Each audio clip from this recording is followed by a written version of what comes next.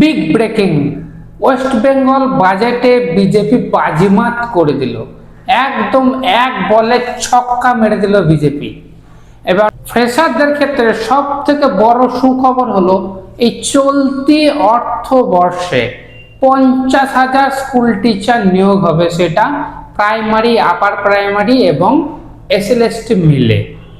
এবং যারা অন্যান্য এক্সামের জন্য প্রিপারেশন নিচ্ছে সে তাদের জন্য বলি যে পুলিশেও 20,000 রিক্রুটমেন্ট হবে এবং ওভারঅলে এই বছর 1 লাখ রিক্রুটমেন্ট কিন্তু হতে চলেছে।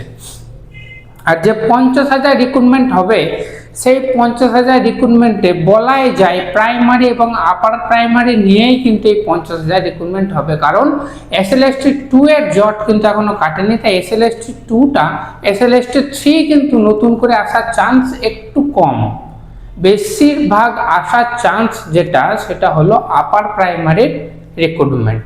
তো সবাই পুরো দমে নেমে পড়ো আপার প্রাইমারির এক্সামকে ক্র্যাক করার জন্য। হ্যাঁ, অনেক রকম কথা বলতে পারে, কিন্তু যারাই কাজ করে তাদেরই সমালোচনা কিন্তু হয়ে থাকে।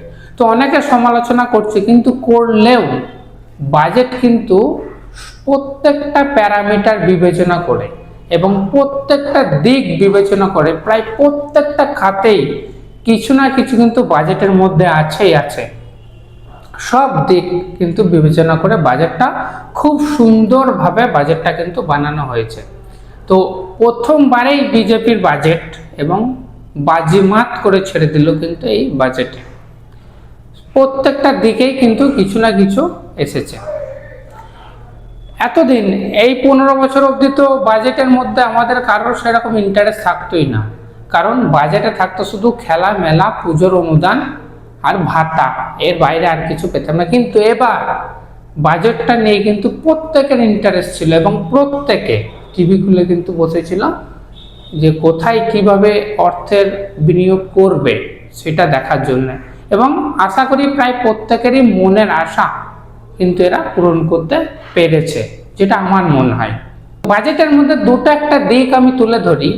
একটা তো হলো এই যে নিয়োগ, এবং নিয়োগটা হয়তো তোমরা অনেকেই ভাবছো যে 2 বছরে 3 বছর হয়তো করবে, কিন্তু না, নিয়োগটা কিন্তু এই অর্থবর্ষেই হবে, অর্থাৎ 31শে মার্চের আগে, পরের ইয়ারের 31শে মার্চের আগে কিন্তু এই নিয়োগটা কমপ্লিট হবে।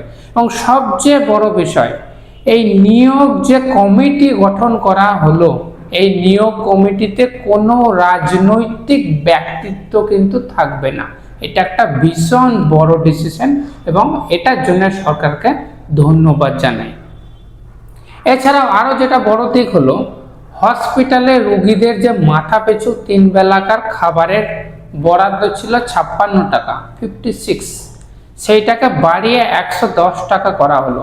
এবং এর ফলে কিন্তু রোগীদের খাবারের মান কিন্তু অনেক উন্নত হবে, যদি ঠিকঠাকভাবে পর্যবেক্ষণ করা যায় তাহলে কিন্তু হতে বাধ্য। এবং বাচ্চাদের যে মিড ডে মিলের টাকা ছিল পার হেড, সেটাকে 10 টাকা অবধি করে দেওয়া হয়েছে, যার ফলে কিন্তু বাচ্চাদেরও খাবারের গুণগত মান কিন্তু বেড়ে যাবে।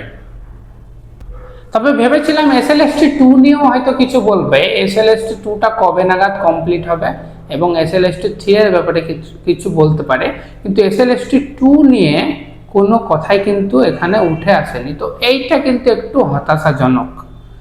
তো যতদূর বোঝা যাচ্ছে তাহলে এসএলএসটি 3 কিন্তু আসার চান্স এই 50,000 রিক্রুটমেন্টের মধ্যে একটু কম। ম্যাক্সিমামটা আপার প্রাইমারি এবং গ্রুপ সি গ্রুপ ডি এর আসতে পারে ভ্যাকান্সি। এছাড়াও অনেকে বলছে আর একটা জিনিস একটু সমস্যা, সেটা হলো জেনারেল মেলদের ক্ষেত্রে কিন্তু এখন অবস্থা কিন্তু একটু শোচনীয় হয়ে গেল। জেনারেল মেল যারা আছে তাদের ক্ষেত্রে কিন্তু এক্সাম ক্র্যাক করাটা অনেকটাই মুশকিল হয়ে গেল। এত তো রিজার্ভেশন তো ছিলই, তার উপরে আবার 33% ফিমেল রিজার্ভেশন, এটা কিন্তু সবাই বলছে এবং আমারও মনে হয় এটা কিন্তু এতটা রিজার্ভেশন না করলেও পারত। 33%, এখন মেয়েরা কিন্তু আর এতটাও পিছনে নাই যে তারা ছেলেদের সাথে কম্পিটিশন করতে পারবে না। যে কোনো এক্সামে অর্ধেক মেয়েরা অলরেডি ঢুকেই যায়। তো অর্ধেক মেয়ে যদি নর্মাল ওয়েতেই এক্সাম ক্র্যাক করতে পারে, তার উপরে 33% রিজার্ভেশনের আন্ডারেও 33% মেয়ে যখন ঢুকবে জবে, তখন দেখা যাবে ওভারঅলের 60 থেকে 65% শুধু মেয়ে থাকবে জবে, আর ছেলে থাকবে হয়তো 30 থেকে 35%। যার ফলে কিন্তু জেনারেল মেলদের ক্ষেত্রে কিন্তু একটা শোচনীয় অবস্থা এবং হাই কাট অফ যাওয়ার একটা চান্স কিন্তু হয়ে গেল। এটা কিন্তু একটা সমস্যা কিন্তু ক্রিয়েট করবে। তবুও ওভারঅলে কিন্তু বাজেটটা খুব সুন্দর চারিদিক বিবেচনা করে করা হয়েছে। আমি সব দিকগুলো তুললাম না, যেগুলো ছেলে মেয়েদের জন্য প্রয়োজনীয় সেই দিকগুলো এবং জনসাধারণের জন্য যে জিনিসটা দরকার আমি শুধু সেইটুকুই তুলে ধরলাম। তো খুব তাড়াতাড়ি SLST 3 না এলেও আপার প্রাইমারি কিন্তু খুব তাড়াতাড়ি আসতে চলেছে। তো তোমরা এখন থেকে প্রিপারেশন কিন্তু শুরু করে দাও।